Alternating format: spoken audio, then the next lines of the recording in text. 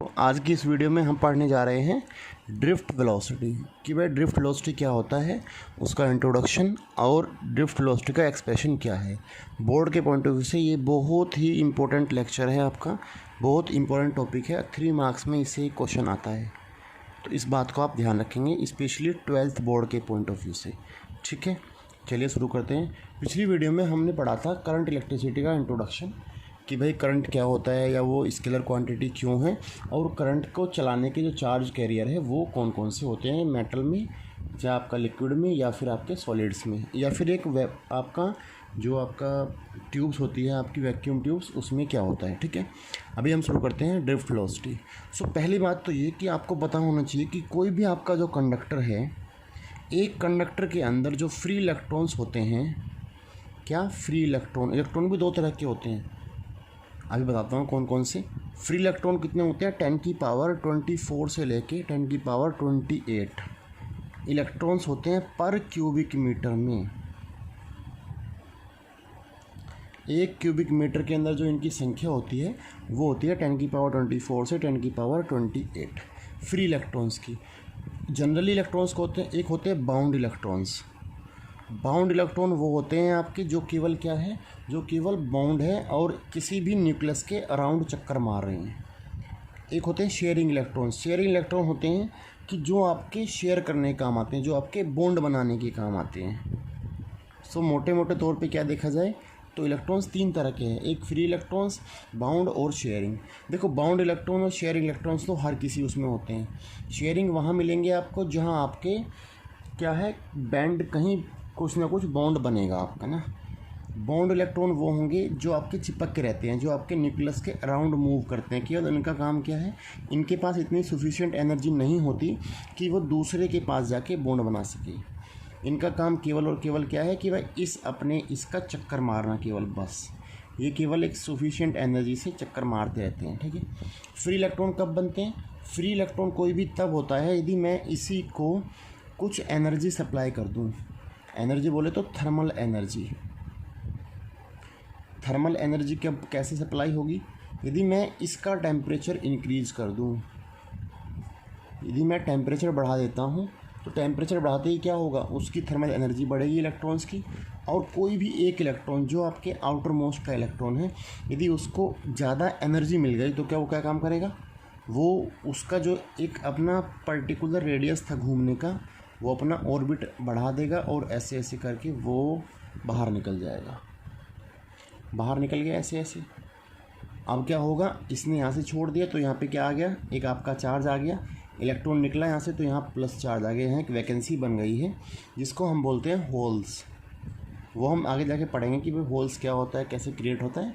अभी मोटे मोटे तौर पे समझिए, यहाँ पे एक वैकेंसी बनी तो वैकेंसी का मतलब है होल्स की, यहाँ पे एक इलेक्ट्रॉन आ सकता है। यहाँ से जो इलेक्ट्रॉन निकला है, अब उस इलेक्ट्रॉन के अंदर उसे हम बोलेंगे फ्री इलेक्ट्रॉन है वो।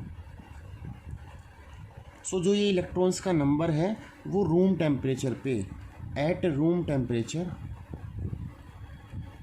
जनरली जो आपका रूम टेम्परेचर लेते हैं वो होता है आपका 23 डिग्री सेल्सियस के आसपास, या 27 डिग्री सेल्सियस होता है आपका room temperature. So free electrons की संख्या किसी भी कंडक्टर के अंदर एक रूम टेम्परेचर पे कितनी होती है, 10 की पावर 24 से 10 की पावर 28 होती है जनरली पर क्यूबिक मीटर। ओके, सो थर्मल आपने टेम्परेचर जैसे ही इंक्रीज हुआ, सो आपके क्या बने, इलेक्ट्रॉन्स और ज़्यादा बढ़ जाएंगे, सो ज़्यादा इलेक्ट्रॉन्स आपके फ्री इलेक्ट्रॉन बन जाएंगे। तो जो आपका ये इलेक्ट्रॉन बना है तो इसकी एनर्जी ज़्यादा है एज़ कम्पेयर टू जो आपका घूम रहा था जो बाउंड इलेक्ट्रॉन्स था। सो ऐसे ऐसे करके किसी कंडक्टर में कितने होते हैं, इतने इलेक्ट्रॉन्स होते हैं। अब यार ये फ्री इलेक्ट्रॉन्स जब इतने सारे हैं तो ये जा कहाँ रहे हैं, कुछ तो क्वेश्चन होगा बच्चों के दिमाग में कि भाई कुछ ये इलेक्ट्रॉन्स जाएंगे कहाँ। जैसे आपका एक कंडक्टर है, मान लो ये, इसमें इलेक्ट्रॉन्स है बहुत सारे। अब होगा क्या कि जो ये इलेक्ट्रॉन्स है इनकी जनरली स्पीड देखी जाए तो वो 10 की पावर 4 मीटर पर सेकंड के हिसाब से घूमते हैं। ये तो एक बहुत ज़्यादा स्पीड है इलेक्ट्रॉन्स के मूव करने की, जिससे वो घूम रहे हैं, क्या है, वेरी हाई वेलोसिटी से वो मूव करते हैं। सो ये कंडक्टर से बाहर क्यों नहीं निकल जाते भाई, सोचने वाली बात है कि कंडक्टर है आपका ये, यदि इतनी तेज़ स्पीड है तो वो बाहर क्यों नहीं निकल गए। उसका रीज़न ये है कि भाई ये आपका कंडक्टर था, बाहर तो मीडियम जो है आपका वैक्यूम है या एयर है आपका। यदि बाहर एयर है तो नॉर्मल सी बात है कि भाई ये आपका इंसुलेटर होता है, तो चार्ज आपका ट्रांसफ़र नहीं होगा। एक ये भी इसका आंसर हो सकता है। लेकिन जनरली क्या होता है कि जो इलेक्ट्रॉन्स है आपके, वो कंडक्टर के अंदर ही मूव करते रहते हैं। जैसे आपका ये इलेक्ट्रॉन है, ये 10⁴ मीटर पर सेकंड के नियर अबाउट स्पीड से घूम रहा है, यहाँ आया, यहाँ पे उसका दूसरा रिफ्लेक्टर मिला तो टकराया तो इधर भाग गया, यहाँ से वो इधर भाग गया, फिर इधर भाग गया, ऐसे ऐसे वो कंटिन्यूसली ऐसे रैंडमली मोशन करते रहते हैं किसी भी कंडक्टर के अंदर।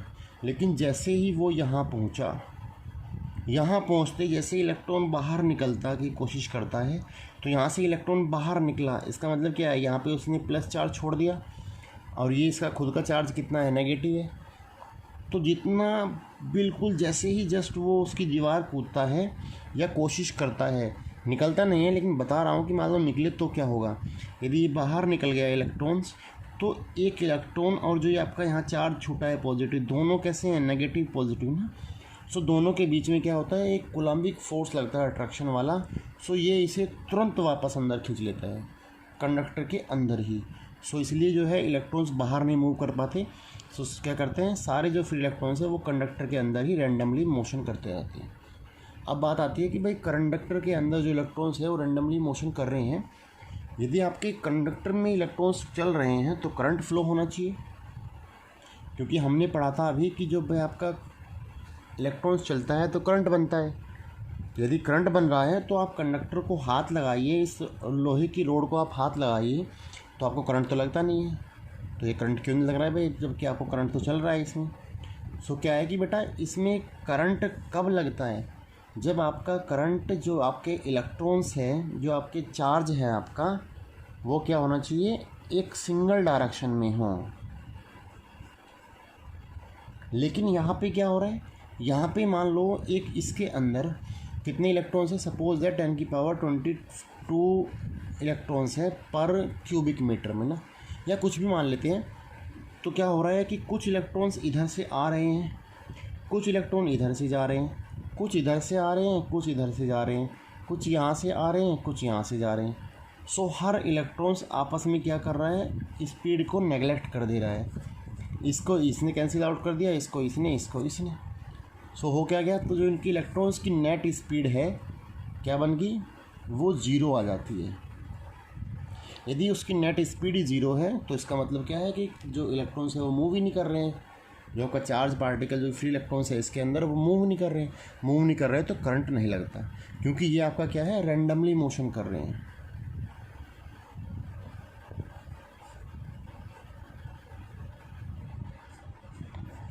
समझ गए आप। सो ये था एक जनरली नॉर्मल स्टेट वाली बात है। तो नॉर्मल स्टेट में क्या होता है, अभी बात आएगी ड्रिफ्ट वेलोसिटी के ऊपर, फ़िलहाल इसको एक बार आप लिख लीजिए। इन नॉर्मल कंडीशन, किसी भी कंडक्टर के अंदर की बात है ये।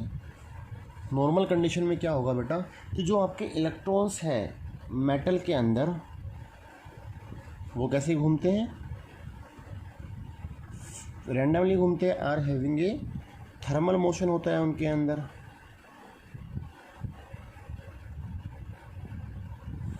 थर्मल मोशन का मतलब है केवल टेम्परेचर इंक्रीज से, कि आपके रूम टेम्परेचर पे भी उनमें इतना सफिशिएंट एनर्जी रहती है कि वो अपना अपने ऑर्बिट छोड़ देते हैं और इलेक्ट्रॉन बाहर आ जाता है। So in normal condition electrons in metal are having a thermal motion. Thermal motion का मतलब है which is a very high velocity.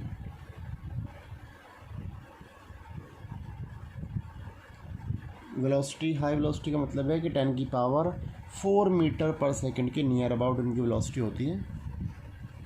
और जो डायरेक्शन होती है वो कैसी होती है, रैंडमली होती है। डायरेक्शन कैसी है बेटा, वो आपकी रैंडम है, डायरेक्शन इज एट रैंडम। और कंटिन्यूसली वो कोलाइड करते रहते हैं आपस में, it keeps colliding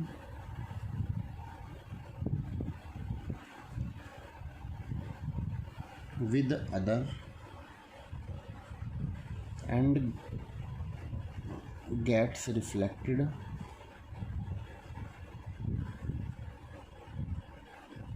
in different direction.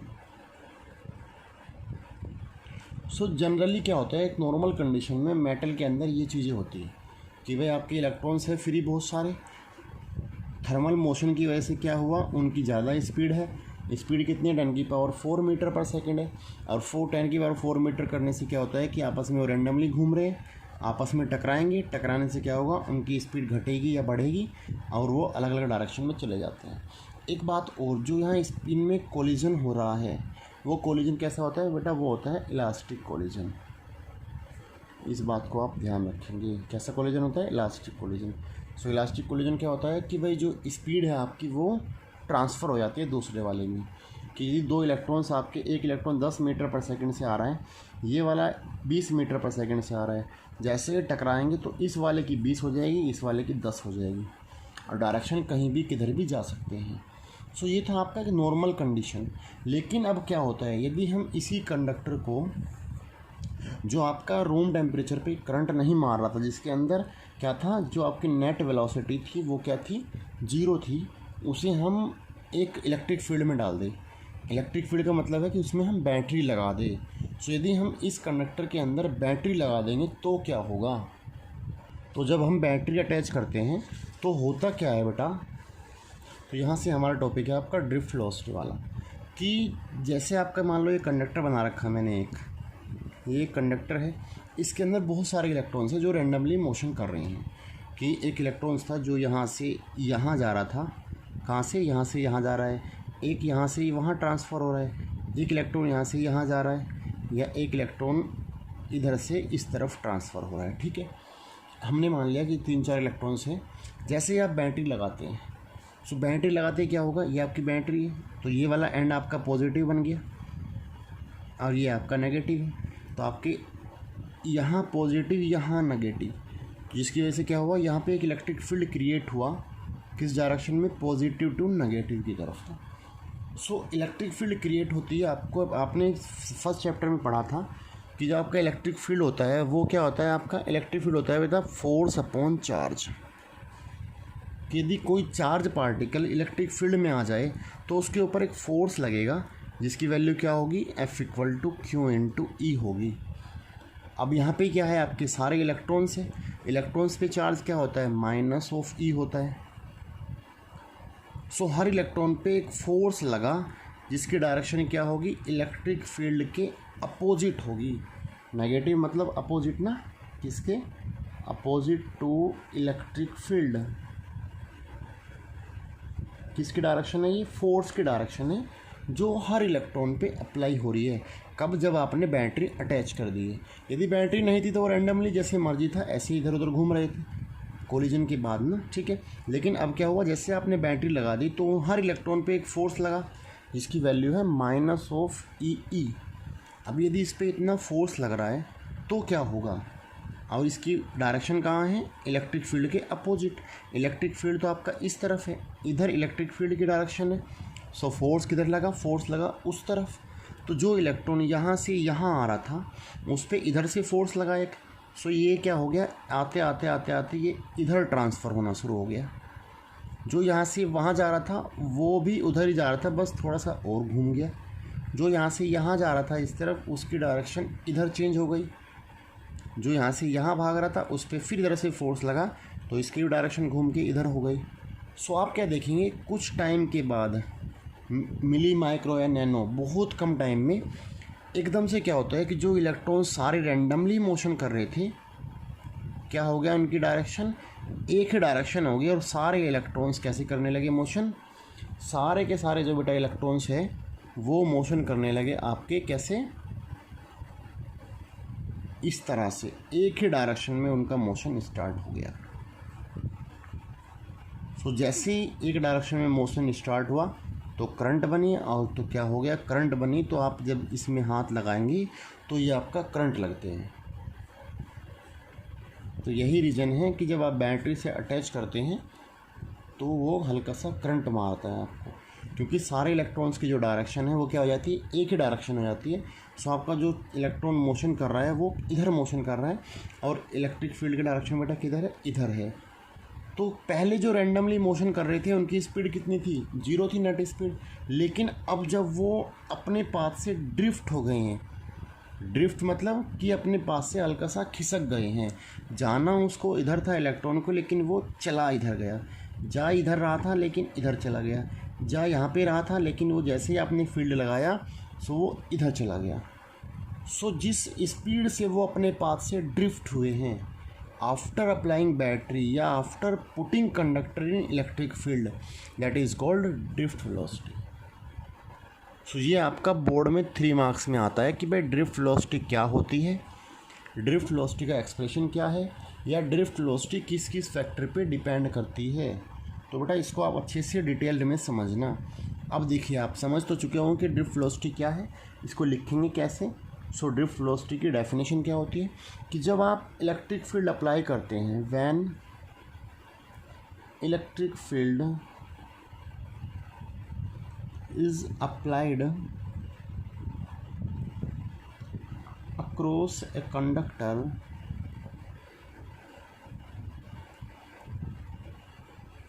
जब आपने इलेक्ट्रिक फील्ड लगाया किसी भी कंडक्टर के अक्रॉस, तो क्या हुआ, उन पे एक फोर्स लगा, किस पे, इलेक्ट्रॉन पे।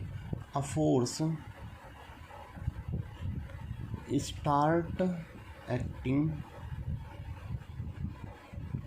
On these charging which present in the conductor. जो आपका चार्ज कैरियर प्रेजेंट है उस पे फोर्स लगा, फोर्स लगते क्या होगा, ड्यू टू दिस फोर्स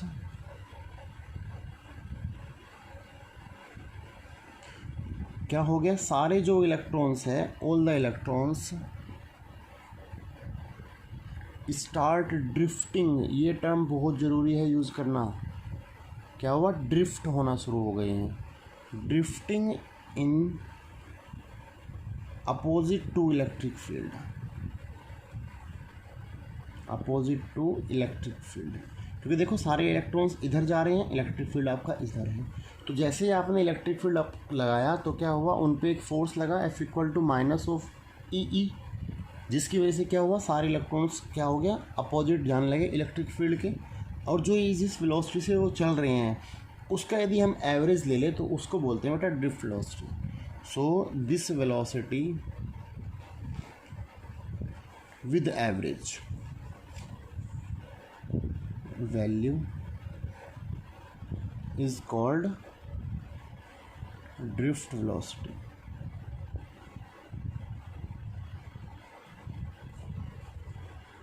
एक टर्म इसमें और जोड़ सकते हैं कि this is a uniform velocity.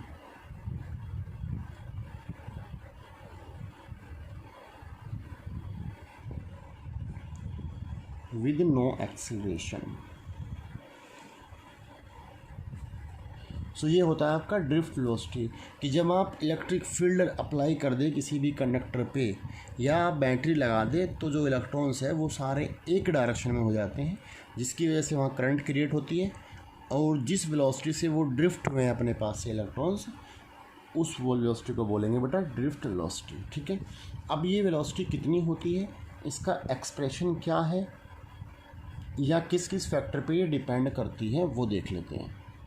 सो होता क्या है कि भाई जैसे आप इलेक्ट्रिक फील्ड अप्लाई करते हैं सो उन पे फोर्स लगता है, जिसकी वैल्यू कितनी होती है, अभी मैंने पीछे लिखा हुआ था कि हर इलेक्ट्रॉन पे एक फोर्स अप्लाई हुआ F equal to minus E into E, क्योंकि आपका ये क्या था, F equal to Q into E था और हर इलेक्ट्रॉन पे चार्ज कितना था, माइनस ई था। So it becomes F equal to minus E into E. ठीक है, इतना फोर्स लगा और आपको पता है कि F क्या होता है, आपका मास इंटू एक्सीलरेशन होता है। सो माइनस ई इंटू ई हो गया ये। यदि मैं यहाँ से एक्सीलरेशन निकालूँ सो ये बन जाएगा आपका माइनस ई बाई एम। मतलब जो इलेक्ट्रॉन्स है आपके, हर इलेक्ट्रॉन इतने एक्सीलरेशन से मूव कर रहा है, माइनस ई बाई एम इतने एक्सीलरेशन से मूव कर रहा है। ठीक है, हर इलेक्ट्रॉन का एक्सीलरेशन ये है। ठीक है, अब अगली बात पे आते हैं कि जो आपका कंडक्टर था, ये आपने ऐसे बैटरी लगाई थी, यहाँ पे ये पॉजिटिव एंड था, ये आपका नेगेटिव था, यहाँ पे आपका इलेक्ट्रिक फील्ड था और आपका जो चार्ज थे आपके इलेक्ट्रॉन्स थे वो इधर ट्रांसफ़र होने शुरू हो गए थे opposite to electric field. Due to this force F equal to minus E into E की वजह से। ठीक है, अभी हम एक सिंगल एटम उसके इलेक्ट्रॉन्स की बात करते हैं कि यदि हम एक इलेक्ट्रॉन को एज्यूम करें, सो जो वेलोसिटी होगी उसकी, वेलोसिटी ऑफ वन इलेक्ट्रॉन वो कितनी हो जाएगी, वो हम v1 ले लेते हैं। सो आपको पता है कि जो फर्स्ट इक्वेशन ऑफ मोशन होती है वो क्या होती है, v equal to you plus A T. So ये यू हो गया u1 प्लस ए टी1 ले लेते हैं, क्योंकि एक्सेलरेशन तो आपका कांस्टेंट है, हर उसमें इलेक्ट्रिक फील्ड भी चेंज नहीं हो रहा और मास ऑफ इलेक्ट्रॉन भी चेंज नहीं है, चार्ज ऑफ इलेक्ट्रॉन भी सेम है। सो क्या होगा, एक्सेलरेशन आपका कांस्टेंट हो गया। ठीक है, सेकंड इलेक्ट्रॉन वाले केस में क्या हो जाएगा, सेकंड हो जाएगा आपका v2, ये बन जाएगा बेटा आपका u2 प्लस ए टी2।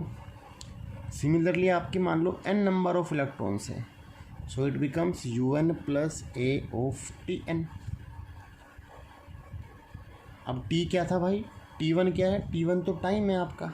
ये कौन सा टाइम है कि जो आपका कोलिजन कर रहा है, जैसे मान लो ये कंडक्टर था, एक इलेक्ट्रॉन यहाँ से यहाँ टकराया, सो ये वाला टाइम t1 है कि दो कोलिजन के बीच का टाइम। जब अगला जाएगा वो, तो ये बीच वाला टाइम हो गया, ये t2 हो जाएगा आपका दूसरे इलेक्ट्रॉन वाले केस में।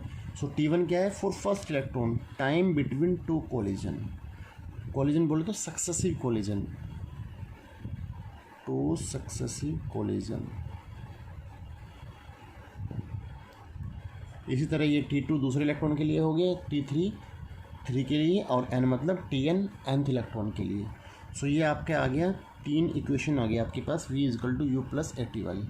यदि हम इनका एवरेज ले लें, इसमें n इलेक्ट्रॉन्स थे तो ये क्या बन गया था, un प्लस ए टी एन। यदि मैं इसका एवरेज ले लूँ, क्योंकि आपको पता है कि भाई जो ड्रिफ्ट वेलोसिटी है वो क्या होती है, आपकी एवरेज होती है किसकी, फाइनल वाली वेलोसिटी, जब आप इलेक्ट्रिक फील्ड को अप्लाई कर देते हैं जिससे वो मूव कर रहे थे, वो हमारी क्या है, v1 v2 v3 vn है। यदि मैंने इसका एवरेज लिया तो ये क्या बन जाएगा बेटा, v1 plus v2 plus up to dot dot vn divide by n is equal to u1 plus u2 plus up to dot dot un divide by n plus एक कॉमन आ जाएगा, t1 plus t2 up to dot dot tn divide by n। ये बन गया आपका। और v1 plus v2 plus vn by n क्या है, that is the average velocity of all the electrons, जो हर इलेक्ट्रॉन की फाइनल वेलोसिटी है उसका एवरेज है, जिसको हम बोलते हैं ड्रिफ्ट वेलोसिटी। क्या होती है, ये आपकी ड्रिफ्ट वेलोसिटी है, जिसको हम सिंबल नाम दे देते हैं vd। ये आपका सिंबल है, इसका vd से डिनोट करते हैं। अब बताओ जरा, u1 plus u2 up to dot dot un divide by n क्या है। ये एक एवरेज वेलोसिटी है, कौन सी, बिफोर अप्लाइंग इलेक्ट्रिक फील्ड, क्योंकि u1 है ना जो इनिशियल थी आपकी, जिससे वो पहले रैंडमली मोशन कर रहे थे, और जो भाई उनका एवरेज है वो कितना है, 0 है, क्योंकि वो तो कुछ इलेक्ट्रॉन इधर से आ रहे, कुछ इधर से जा रहे थे, कुछ इधर से, कुछ इधर से। सो नेट कितना था उनका, 0 था। प्लस ए, ये आपका एक्सीलरेशन। t1 क्या है, t1 वो टाइम है दो कोलिजन के बीच का, t2 दूसरे इलेक्ट्रॉन्स के लिए, ये tn ऐसे ही nth इलेक्ट्रॉन का एवरेज है। सो इनके हम पूरे एवरेज को मान लेते हैं, हम यहाँ पे एक सिंबल ले लेते हैं टॉ। टॉ क्या होता है, इसे बोलते हैं रिलैक्सेशन टाइम।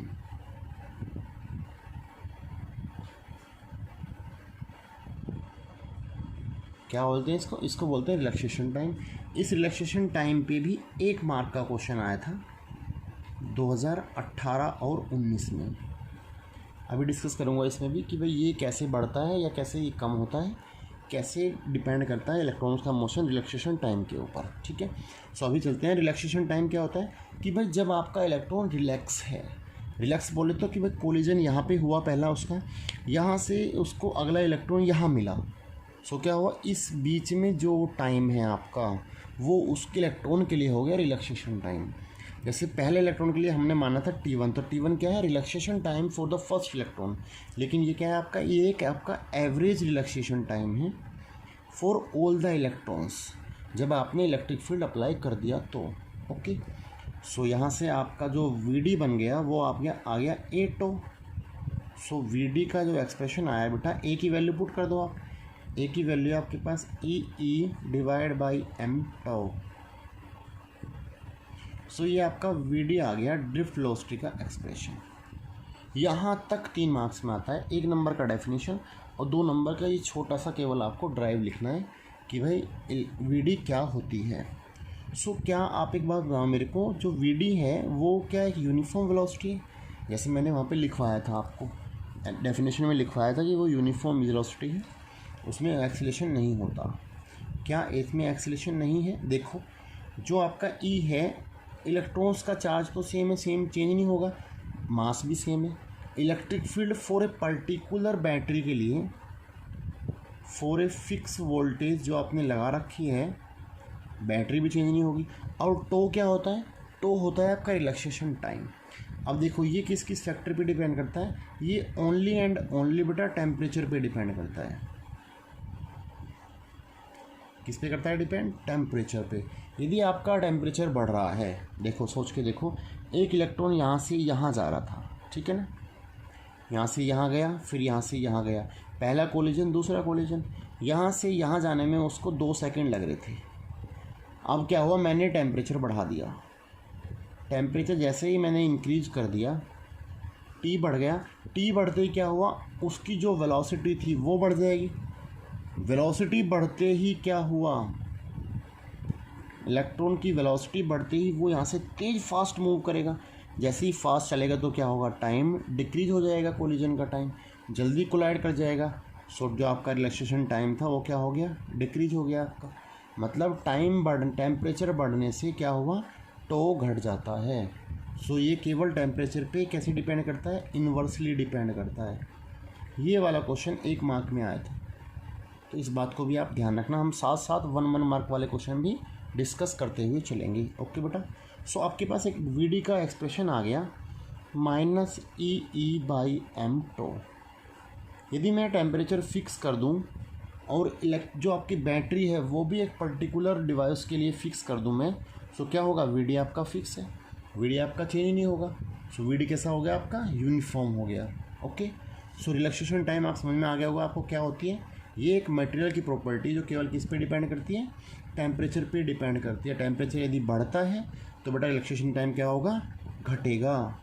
तो कैसा है, इन्वर्सली प्रोपोर्शनल है। सो ये था हमारा ड्रिफ्ट वेलोसिटी वाला टॉपिक कि भाई ड्रिफ्ट वेलोसिटी क्या होती है, किस किस फैक्टर पे डिपेंड करती है। आपको दिख रहा है इलेक्ट्रिक फील्ड पे डिपेंड करती है और रिलैक्सेशन टाइम पे डिपेंड करती है, ठीक है।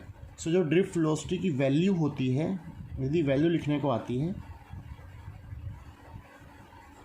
जैसे जनरली रैंडमली कितने से मूव करते हैं इलेक्ट्रॉन्स, 10⁴ मीटर पर सेकंड से मूव करते हैं।